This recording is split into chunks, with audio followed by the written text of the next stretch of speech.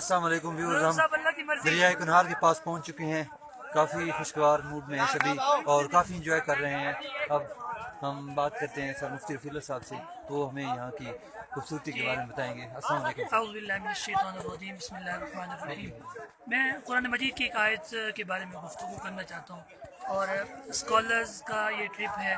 بدر عباس صاحب بھی ہمارے ساتھ کھڑے ہیں، اور ڈائریکٹر سید صلاح الدین شاہ صاحب اور بہت سارے ٹیچر، بہت سارے بچے بہت خوش ہیں۔ ایک آیت ہے قرآن مجید کی جس میں اللہ رب العزت نے یہ فرمایا کہ جنت میں آس پاس باغات ہوں گے، خوبصورت باغات ہوں گے، اور نیچے نہریں جاری ہوں گی۔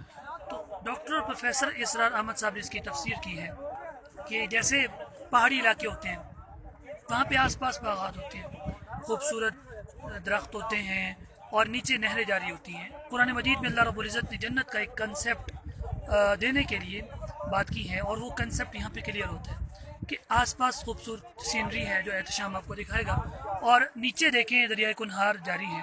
اللہ رب العزت بس یہی بتانا چاہتے ہیں، بس ہم جنت کے اس تصور تک تو نہیں پہنچ سکتے، لیکن بتانا یہ چاہتے ہیں کہ جنت اتنی خوبصورت ہوگی، اس کو امیجن کرنے کے لیے آپ یہاں کے آپ دیکھ سکتے ہیں کہ آس پاس خوبصورت باغات ہیں، اور نیچے یہ پانی کے ٹکڑے دریائے کنہار جو برف کی وجہ سے اگرچہ کم نظر آ رہا ہے، لیکن یہ وہ کنسیپٹ ہے جو اللہ رب العزت نے سورہ قرآن مجید کی اس آیت مبارکہ میں دیا۔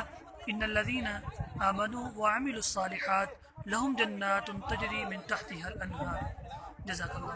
تھینک یو سر، بہت بہت شکریہ۔ اب جاتے ہیں شول کی طرف۔ یہاں برف پر کبڈی کا میچ ہو رہا ہے، آپ دیکھیں یہ عزیر سعید اور وحید زمان یہ مقابلہ ہو رہا ہے، اور لوگ گر گیا، سبھی خوشگوار ہیں اس موڈ میں، اور وطن کون جیتا۔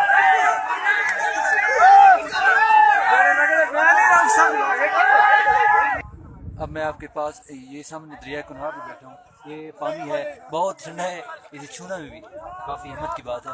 اب تو دھوپ نکلی ہوئی ہے، اس وجہ سے پانی کو ہاتھ لگایا جا سکتا ہے، اور ساتھ برف بھی پڑی ہے، جیسے دیکھیں میں نے اٹھائی ہوئی ہے، اور بہت ہی مزہ آ رہا ہے۔ انشاءاللہ میں اسکالرز کالج کا بے حد شکر گزار ہوں کہ انہوں نے ہمیں اس طرح کا ماحول مہیا کیا۔ اللہ حافظ۔